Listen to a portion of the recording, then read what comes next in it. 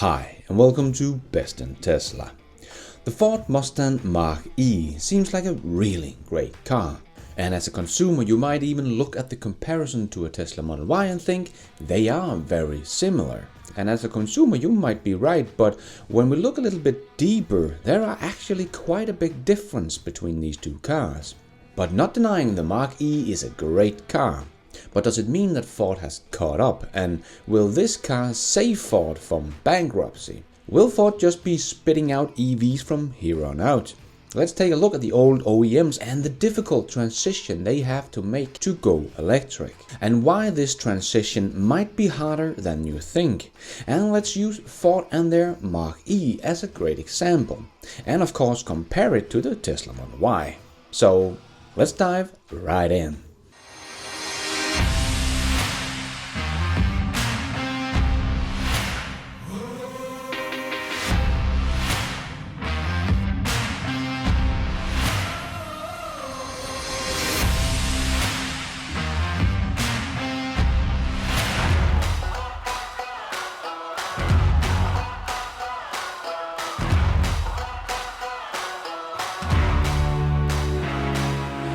So, Ford came out with their Mustang Mach-E.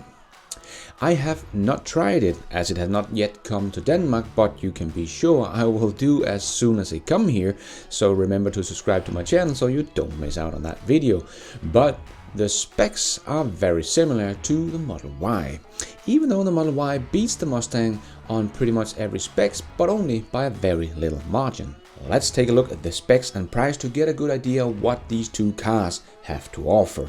And just to be clear, I have nothing against the Mach-E, it really seems like a great car, but it is just a great example of the difference between Tesla and everyone else. Because the Mach-E is probably one of the best competitors to the Model Y out there. So this is some of the best the old manufacturer has to offer. So let's start with the Teslas, because that is by far the easiest. Two models, the long range and the performance. Tesla Model Y long range is $49,990. All of the prices here are before incentives. For that you get 326 miles of range at 0 to 60 in 4.8 seconds. The Model Y performance cost $59,900. For that you get 303 miles of range and a 0 to 60 in 3.5 seconds. And then comes the Mustang Mach-E and has a lot more models to choose from. First off, the Mach-E First Edition is $58,300, but is already sold out, so you can't really buy this anymore. But for that you got 270 miles of range and a 0 to 60 in 4.8 seconds. The Mach-E Select is only $42,895.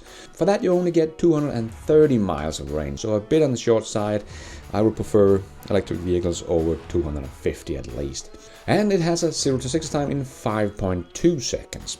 Mach-E California route cost $49,800. For that you get 305 miles of range, but your 0 to 60 drops to 6.1 seconds. The Mach-E Premium cost $47,000. For that you get 300 miles of range and a 0 to 60 in 4.8 seconds.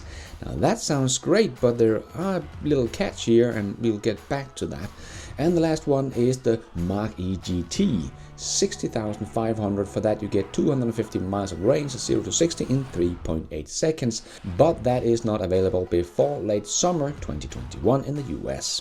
So the premium Mach-E and the long-range Model Y seems very similar on every spec we have here, and the Model Y is only about $3,000 more expensive. If you look at the performance models of both cars, the Model Y gets to be the cheapest one, but have 53 miles more range and a tiny bit faster. So who is the cheapest depends on which model we're comparing, but they are very similar. So on the specs, it really looks like Ford have made a car that can match the Tesla Model Y. But the Ford is a bit more complicated than that, because the range and the performance and price they show right here on the website is not a car you can actually buy. Because if we look a bit closer, we can see here the premium 300-mile range is a rear-wheel drive, and the 0 to 60 in 4.8 seconds is an all-wheel drive. So we want the 0 to 60 in 4.8 seconds all-wheel drive, because that is what we get with the Tesla. So this would be the best comparisons. And if you want to see how well the Model Y does with its all-wheel drive compared to the Mach-E all-wheel drive, check out this video by YouTuber The Fast Lane Car, where you will see the Model Y actually outperforms the Ford in this game too. I did not expect that. Link in the show notes. So the Mach-E Premium E all-wheel drive has 270 miles of range and a 0 to 60 in 4.8 seconds. So that suddenly makes the range gap between the two cars much bigger than it first appears. So like most other car makers, if you want the performance, you will sacrifice a great deal of range, just like Xpeng P7 that sounds like it has a really long range and performance, but as soon as you choose the performance, the range drops by a huge margin. So no one has really been able to make a car like Tesla where you will still get great performance and range, just like Porsche, great performance but not much range. Look like Lucid is going to do this, but they of course still have a long way to go just to make a production car, so we'll have to wait and see. But Tesla's performance models of course also go down in range, but not as much as everyone else. So this just shows you how far ahead Tesla really is in this game. But there are also a couple of places where the Mach-E falls a bit short to the Tesla, other than range, because charging is also a bit slower. The Mach-E only comes with a 150 kilowatt charger, and the Model Y can do 250 kilowatt charging. And for Ford to get up to the specs close to the Tesla in range, they needed to put in more batteries than Tesla did. So the Mach-E with long range comes with an 88 kilowatt hour battery, where the Model Y comes with a 75 kilowatt hour battery.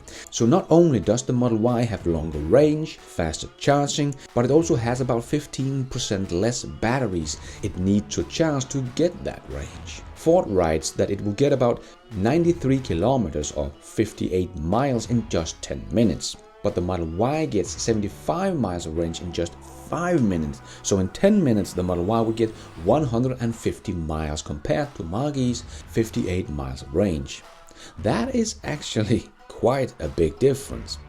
The Mach-E's charging in 10 minutes is only 38.6% of the Model Y's. And that also means that you are going to pay more to fill up the Mach-E compared to the Model Y. So if we compare the Premium with the 270 miles of range and 0 to 60 in 4.8 seconds to the Model Y, 326 miles of range and a 0 to 60 in 4.8 seconds, it will look like this. So filling up the Ford from 0 to 100% would take 88 kilowatt hours, and that would get you 270 miles. That is about 3 miles per kilowatt hours. To fill up the Model Y from 0 to 100% would take 75 kilowatt hours and give you 323 miles of range. That is about 4.3 miles per kilowatt hour. So you would pay about 15% more to get about 17% less range with the Mach-E. So for the Mach-E to get the range of the Model Y, it would need about 108 kilowatt hour battery pack. That is even more than the Model S that only comes with a 100 kilowatt hour battery but gets over 400 miles of range.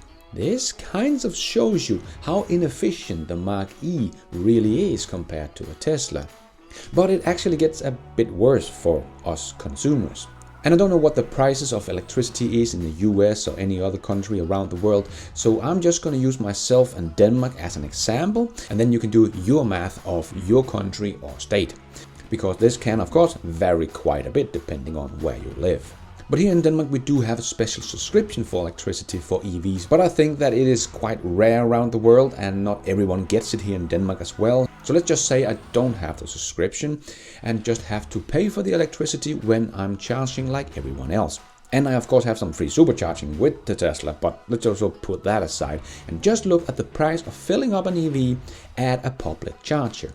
Because if I would buy the Mach-E here in Denmark, then I no longer can charge at the Tesla superchargers and have to use some of all the other chargers. There are a lot of other chargers, so that's great. Unfortunately, they're usually only one stall.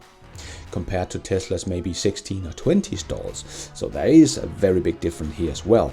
But the price of the fast charging, and fast meaning 50 kilowatts and up, with Clever and Eon, which is the biggest here in Denmark when it comes to charging station, I have to pay 5 Danish crowns per kilowatt hours, about 83 cents. So to fill up my Mach-E with an 88 kilowatt hour battery, that would cost me about 440 Danish crowns, about $72. But if I buy a Model Y and go to a Tesla supercharger, where the chance of it being free is much higher than the others with only 1 stalls, I only pay about 2.6 Danish crowns per kilowatt hours, and there's actually a cheaper one, so this is just to be conservative.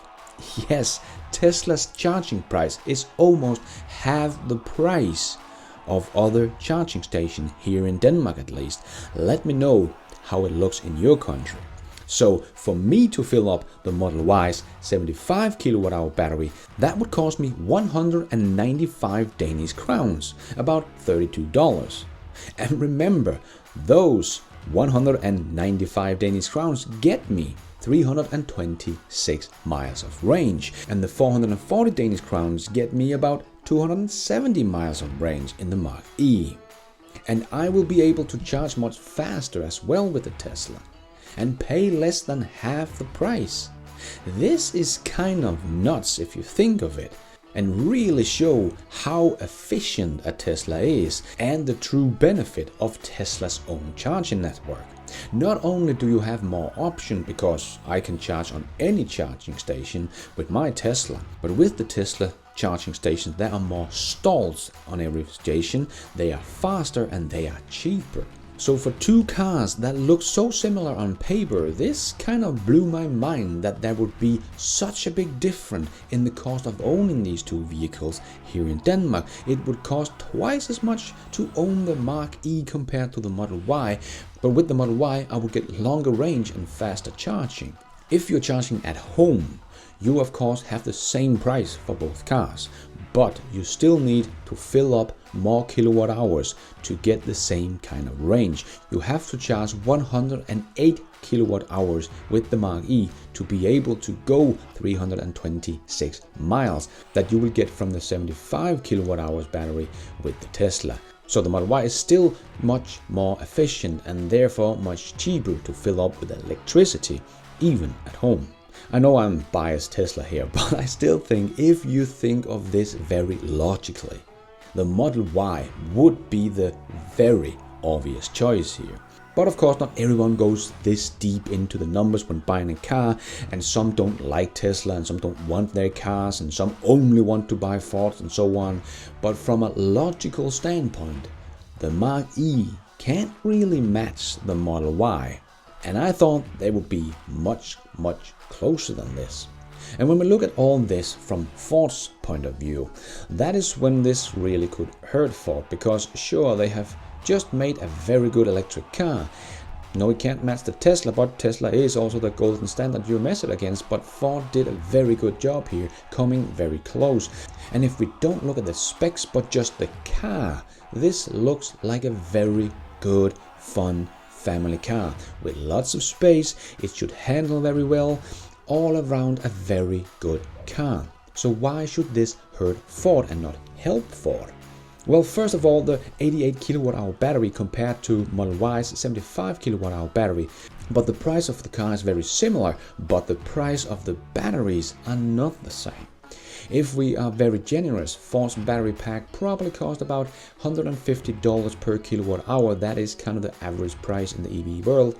But we know that Tesla is about $108 per kilowatt hour from Sandy Munro. So for Tesla, it cost about $8,100 to fill up the car with 75 kilowatt hours of battery.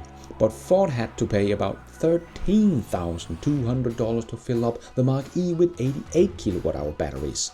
So that is $5,100 more than Tesla. Ford CEO said that the Mach-E would be profitable from the get-go, but I really have a hard time believing that, or at least we are talking about a very little profit margin. So this is of course not good for Ford, that the EVs that they are selling has very little, if any, profits. But then again, Ford is not making a lot of the Mach-E, so does it really matter when they're only making about 50,000 of this the first year, so 50,000 here in 2021, but Ford makes about 6 million cars a year, so this is nothing. That is only 1% of Ford's annual sales, so that won't hurt too bad, will it? Well, if Ford just had 20 or 30 years to make the switch to EV, it would not matter much. But Tesla is growing like nothing else, and there are more and more startups entering the market. So if Ford doesn't want to be left behind in the dust, they really need to move, and move fast. But they don't. They will only make about 50,000 Mach-E's in 2021. And that's it. And Ford's biggest selling car, the Ford F-150, that is 15% of their entire sales, is not coming out as electric before 2022. And so many others are coming out with an electric pickup truck in 2021. This could really hurt Ford's sales. Also because we know that only 1% of people who have bought an EV will go back to ICE cars.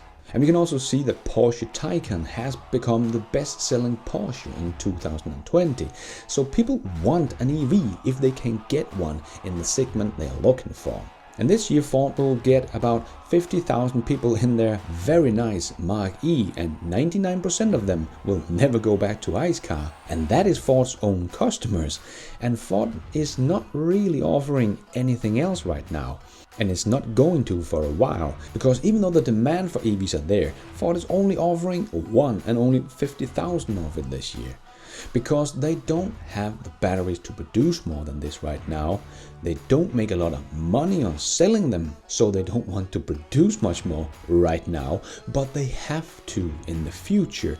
And the deal is, as we have seen with Volkswagen, where Greenpeace made over 800 secret test shoppings at the dealerships where they didn't want to sell the ID.3 because they don't really earn much on selling the car and won't make much on service either, which is their core business.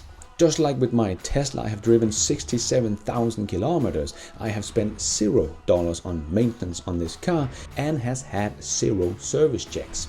If this has been my old Mazda 3, it would already have had 3 service checks and cost me thousands of dollars. So this is of course a big problem for Ford and every other big OEM. Their whole business case is not set up to be selling EVs, but set up to make money on maintenance. The only thing that an EV has very little of.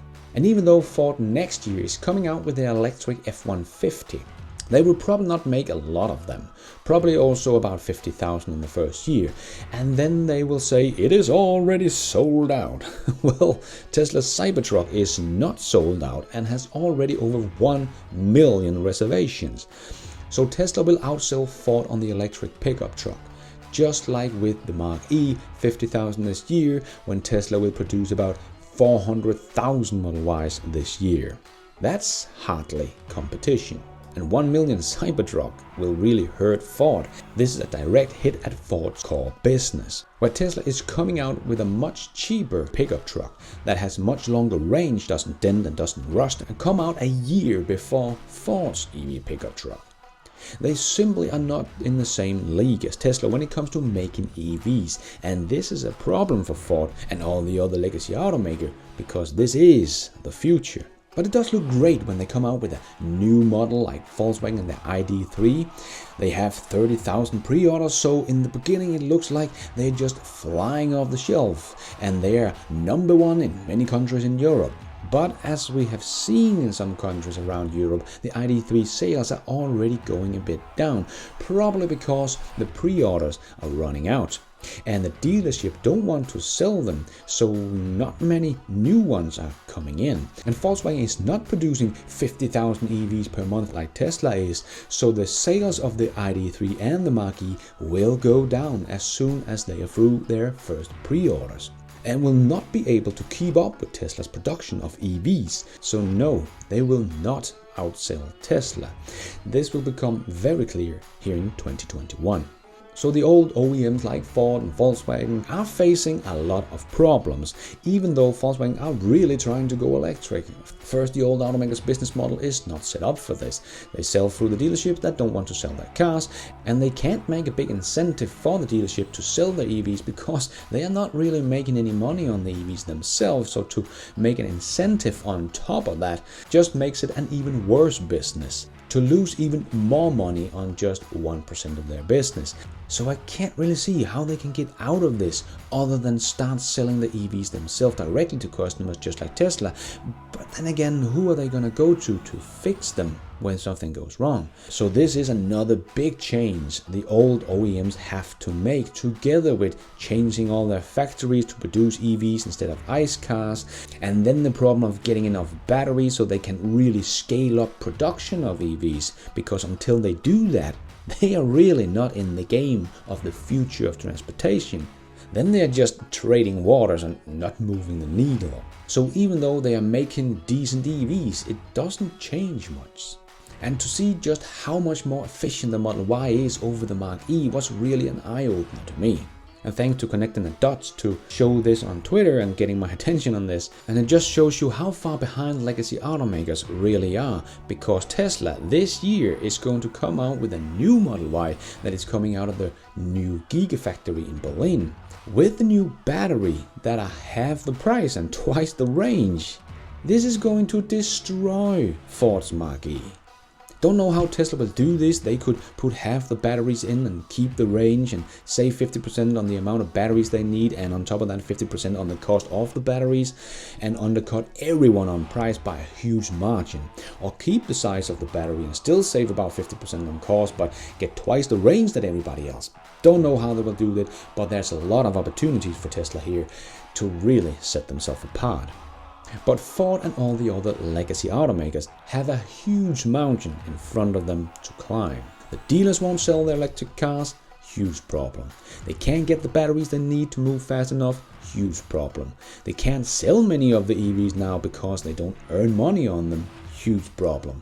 They have to sell the EVs at a price that is comparable to a Tesla, or they won't sell any at all, huge problem. And Tesla is just about to leapfrog everybody here in 2021 with the new battery technology that is half the price and twice the range, huge problem. So yeah, it's getting more and more clear just how hard it is for Big Auto to turn their big ships around, even if they want to and make great EVs, because the new business model is just so different that they pretty much have to change everything they do. So this is going to be an almost impossible task for someone like Ford, that has become so big and are so late to the party of EVs, and is already deep in debt and has the biggest, most expensive switch ever in front of them. I really don't think many of the big old automakers are going to survive this switch. Or if they do, they will become much smaller than they are today. It just looks like too big of a task they need to complete too fast. Even though Ford has just come out with a very good electric car, it really doesn't change much. And thank you for watching. And until next time, take care out there and be nice.